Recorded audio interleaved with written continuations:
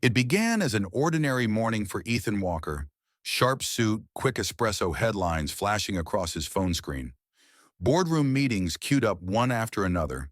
Just another day in the glass tower he called work until a moment that seemed so small, so random, completely shattered the rhythm of his carefully structured life. It happened outside the daycare he had passed 100 times without a glance. But this time a laugh caught his attention. Light full of joy, the sound of a little girl, maybe 4 or 5, spinning in circles with a stuffed bear in hand. And then she tripped, landing on her knees, and as Ethan moved instinctively to help her up, something caught his eye.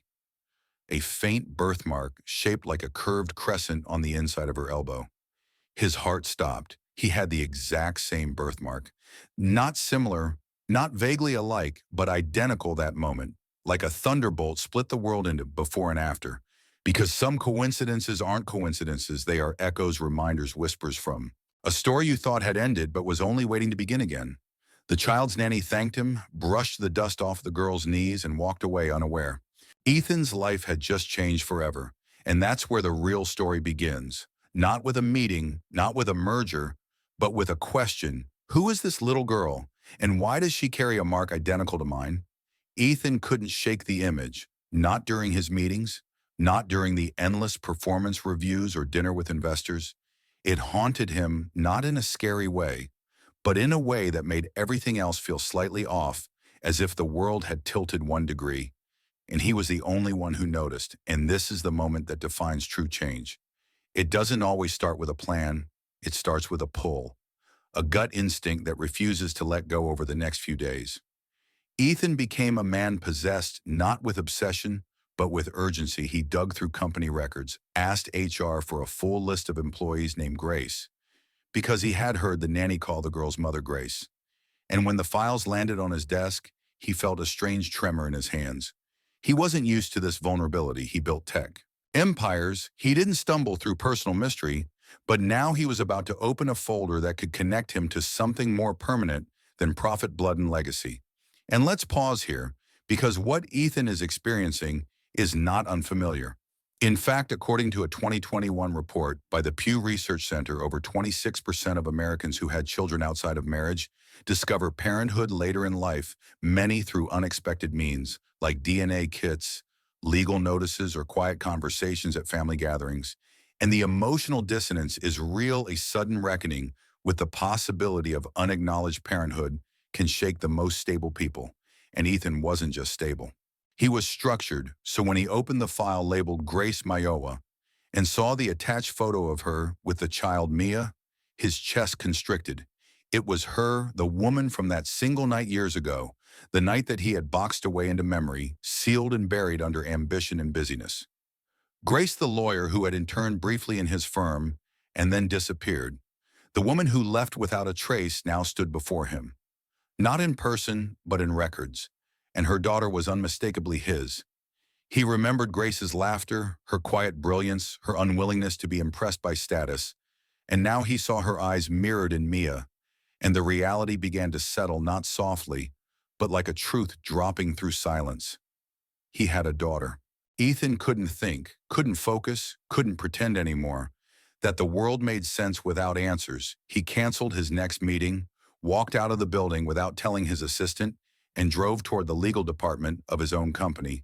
Barely remembering to breathe, each step toward Grace's office felt like walking through molasses, the weight of the unknown pressing harder with every stride.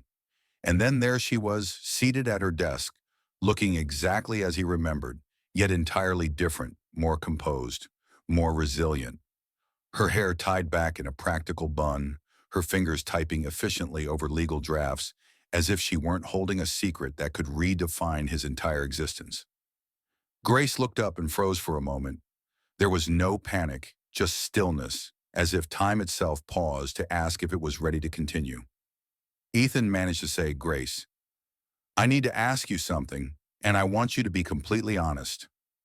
She nodded, not defensively, not angrily, but with a kind of weary acceptance, as if she had always known this conversation would come someday. He said, "Mia, is she my daughter?" The silence that followed wasn't empty. It was filled with every moment they hadn't shared, Every birthday, missed every hug, not given. Grace didn't deny it. She looked at him and said, "Yes, she is. I tried to find the right time to tell you, but there never was one. And I couldn't risk losing my job or complicating your life. It wasn't revenge or fear, it was survival. And this is something many women live with, the impossible weight of protecting their children while navigating careers, reputations, and the cruel judgments of society. According to a 2020 UNICEF report, nearly 34% of single mothers globally hide or withhold the identity of a child's father due to fear of social or professional repercussions. Grace wasn't hiding out of malice. She was surviving. Ethan sat down quietly, hands shaking, emotions rushing through him like traffic in a thunderstorm. He thought about the years wasted, the milestones missed, the first steps, the first words, the scraped knees and birthday cakes without his name on them, and yet he couldn't blame her. He only asked, "Can I be part of her life?" Now Grace said, "I think she'd love that. She's always asked why she doesn't have a dad. And I've only ever told her that some families look different, but she's been asking more questions lately, and I don't want to lie anymore." Ethan nodded, grateful, not just for her truth, but for her strength. The next day, Grace brought Mia to the park. They agreed it would be better to introduce Ethan as a new friend, not overwhelm her with titles or claims. And as Mia played, Ethan watched her move like a tiny storm of joy, her energy boundless, her laugh infectious. When she finally sat beside him on the bench and asked, "Do you like bears too?" He smiled and said, "I do, and I think I like brave little girls even more." She giggled, then offered him her cookie in that moment. He felt more than connection. He felt purpose, the kind of deep cellular belonging that no title or job could ever replicate. And here's what's powerful. Real family is not defined by perfection or timing. It's defined by presence, by choosing to stay, even when it's messy, even when the script is gone, and all you have is your heart and hope. Days turned into weeks, and Ethan began showing up more for Mia, not just with gifts or grand gestures, but with consistent moments, reading bedtime stories, walking her to school, asking about her drawings, and her imaginary dog named Pickles. Mia adored him but still didn't know the whole truth until one afternoon, as they were painting together, she looked up and said, "Mommy says you're special to me, but are you my daddy?" Ethan froze, looked at Grace, who nodded slowly, and then turned to Mia and said, "Yes, I am, if you'll let me be." She looked at him for a long, breathless second, then smiled the way children do when they've just solved a puzzle that's been sitting in their heart, and whispered, "Daddy." And just like that, a door opened, not with fanfare or music, but with the softest key, love. As Ethan began stepping into his new role as a father, another layer of surprise unfolded, one that no one could have predicted, and yet felt almost poetic in its irony. When Ethan asked Grace if she'd be comfortable with him visiting her home to spend more time with Mia, she agreed with gentle caution, and even suggested he bring someone important if he wished Mia had recently been asking questions about grandparents, and Grace thought it might help her feel more rooted. So Ethan decided to bring his grandfather, Roland, the man who had helped raise him after his parents died in a car crash. Roland was old-fashioned, opinionated, and deeply protective of Ethan. He had always wanted to see Ethan settle down, have a family, but never imagined it would arrive so suddenly and with such a twist. They arrived together at Grace's modest but warm home, where the smell of cinnamon muffins floated through the air. Mia jumped into Ethan's arms, giggling, while Roland stood at the door, scanning the house like a general on inspection. But when Grace's grandmother, Rose, walked into the living room, both elders froze. Time did something strange again, as if it remembered them, even before they remembered each other. "Rose," Roland said, his voice cracking slightly. Rose blinked, then gasped, "Roland Thatcher. What in heaven's name are you doing here?" Grace looked from one to the other, completely confused, and then it clicked. Decades earlier, Rose and Roland had been lovers in university, inseparable, until life and family expectations pulled them apart. Their reunion, now in the middle of their grandchildren's unplanned co-parenting, was nothing short of cinematic. They laughed awkwardly, exchanged updates, and Roland insisted on staying for tea with a glint in his eye. Ethan sat there watching generations connect, not through DNA alone, but through shared history, old regrets, and a spark that never quite died. Grace leaned over and whispered, "I think we just rebooted our family tree." And isn't that how life works? Sometimes, what you thought was over becomes a bridge. And what you assumed was random turns out to be rooted in something deeper than coincidence. This subplot of reunion and generational mirroring isn't just cute. It speaks volumes about legacy, about the loops we unknowingly carry forward family patterns. Sometimes repeat, not because we're weak, but because we're still healing what wasn't healed before. In Rose and Roland's case, it wasn't just about love lost, it was about forgiveness and unfinished stories coming full circle. Mia watched them with curiosity, occasionally offering commentary like, "Why is Grandpa Roland blushing?" or "Grandma Rose is acting weird funny." And while those moments were humorous, they were also profound, because for children, security often grows from watching. The adults around them choose kindness over resentment, fun over formality as the afternoon sunlight spilled across the living room. Mia curled up beside Ethan and said, "You smell like my blanket." And Ethan replied, "That means I must be very cozy, right?" And she nodded sleepily. It was in these unscripted moments that Bond solidified Ethan, and Grace began to spend more time together. Not out of duty, but out of something more subtle and beautiful. Comfort, Grace confessed how hard it had been to raise Mia alone, especially while keeping her job in a firm that had little patience for working mothers. Ethan shared how he had buried himself in work to avoid the pain of loneliness, and how that distraction nearly cost him the joy of fatherhood. They began to co-parent with ease, splitting school pickups, doctor visits, and Saturday art classes. But something else started to bloom in the quiet spaces, the glances over coffee, the shared jokes at bedtime routines, and the ease of silence between them and this. Is where many stories veer into fantasy, but real life like this one is far more nuanced.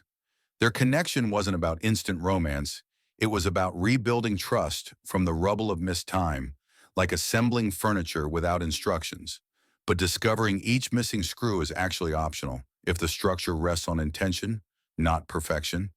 And if we zoom out, what we're really seeing is the architecture of chosen family.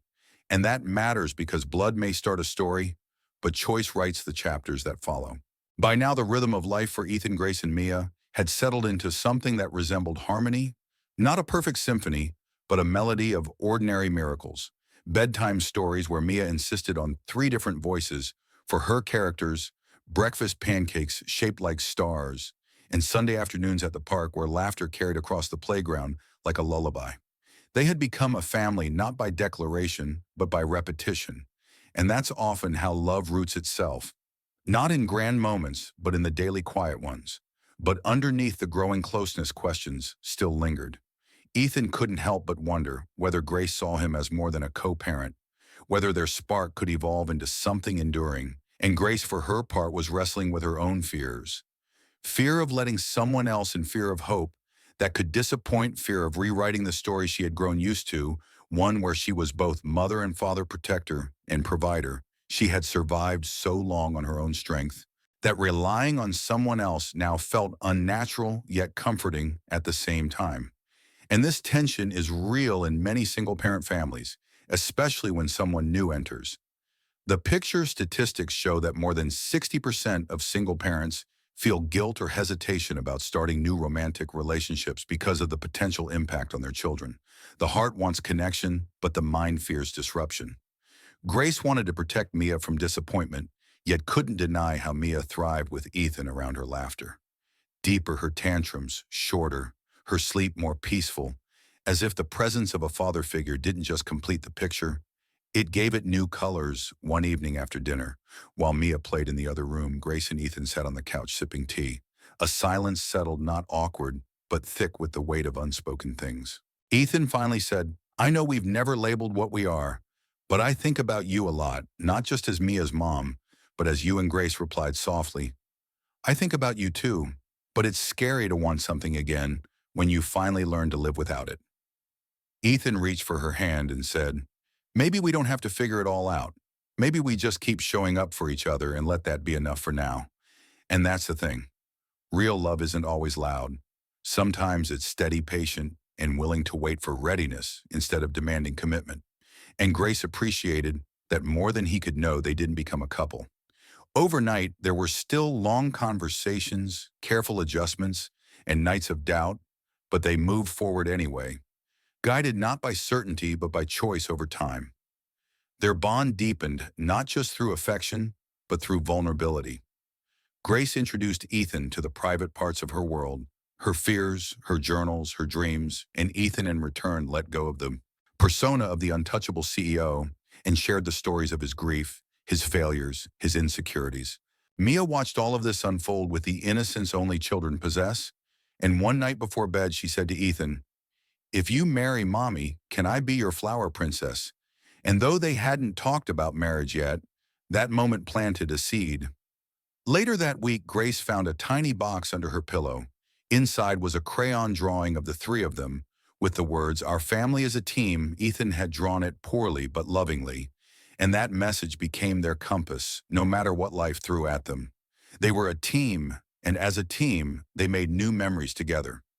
A beach trip where Mia buried Ethan in sand, a school play where Grace cried more than all the other parents combined, and movie nights that ended in giggle fits and popcorn on the ceiling. They weren't perfect, but they were present, and that made all the difference. Because families are not built on flawless scripts. They're written in messy handwriting, on refrigerator notes and whispered, "I love yous" at bedtime, and in the way someone waits at the door every time you come home ready to wrap you in their arms without asking for explanations. The seasons turned as they always do, but this time with intention. Each holiday, each birthday, each mundane Tuesday became a page in a new chapter. Ethan, Grace, and Mia were no longer piecing together a family. They were living one. And the transformation wasn't just about them. It echoed through their extended circle, friends at work. Noticed Ethan's priorities shift. He left meetings early for ballet recitals. He took vacations not for escape, but to be present. The man who once built empires was now building Lego castles and bedtime routines. And somehow it all felt more important than quarterly earnings. Grace too blossomed, more than a mother, more than a lawyer. She began hosting parenting workshops, using her own journey to help other single moms navigate career guilt, emotional fatigue, and the complex art of loving again.